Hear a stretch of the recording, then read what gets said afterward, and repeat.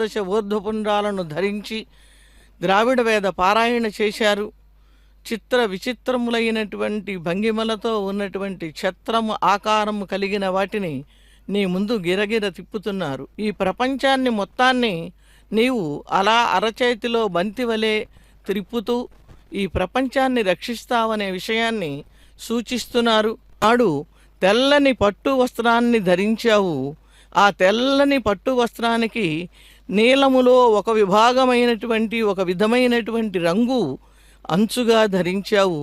చంద్రుడిలో కలంకం ఉంటేనే చంద్రపదానికి ఎలా సార్థకమో, ఆ కలంకం చంద్రునికి ఎలా అందాన్ని తెచ్చిందో, అలా నీవు ధరించినటువంటి ఆ వస్త్రానికి అందాన్ని ఇప్పటి వరకు ప్రళయాంతం వరకు కూడా నీవు సమయాన్ని పట్టి అనేక విధములైనటువంటి దివ్య శక్తులతో భక్తులను రక్షిస్తున్నావు.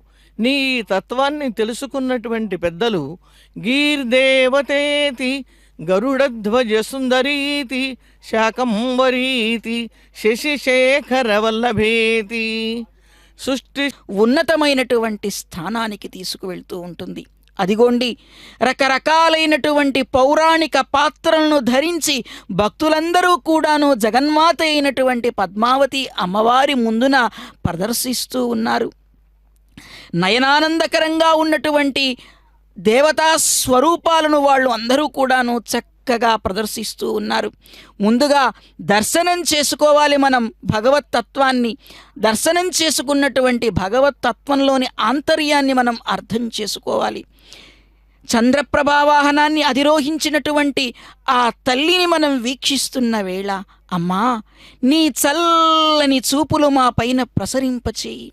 మనఃకారకుడైనటువంటి ఆ చంద్రుడు నీ సోదరుడు.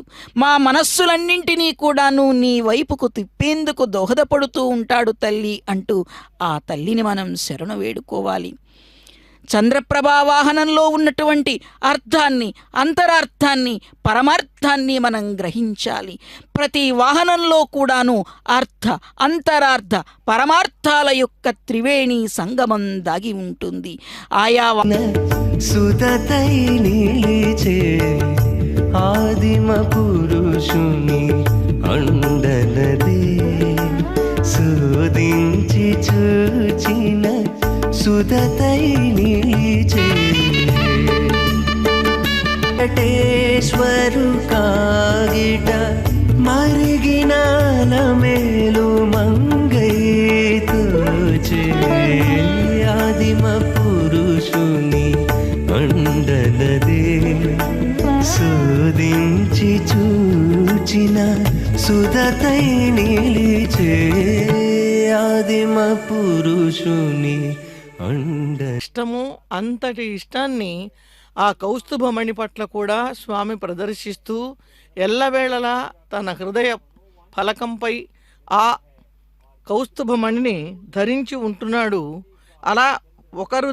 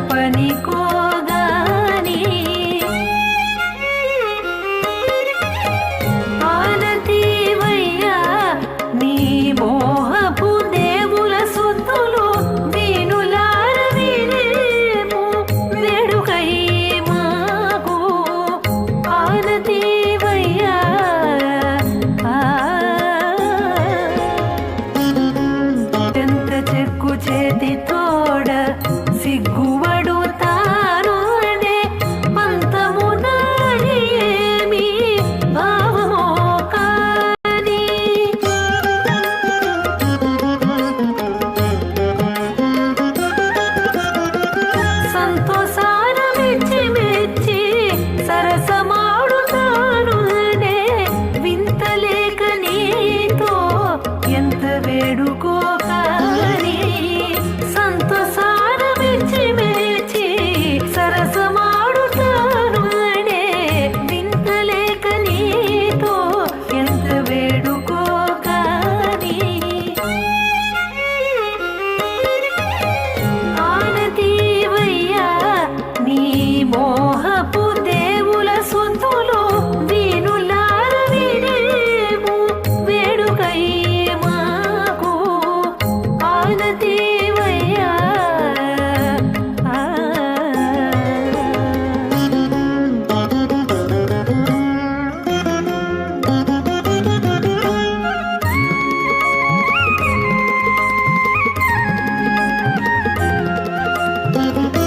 మహనీయ స్వరూపం ఆ తల్లి యొక్క స్వరూపం.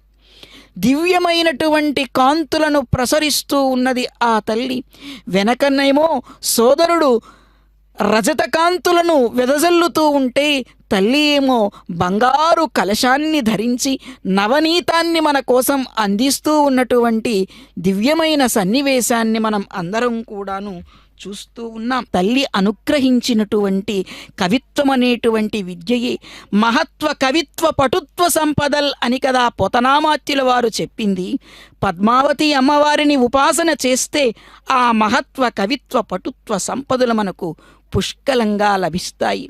మనోవాక్కాయ కర్మల్ని ఏకత్రితం చేసి ఆ తల్లిని మనం ఉపాసన చేసుకుంటూ ఆ తల్లిని సేవించుకుందాం.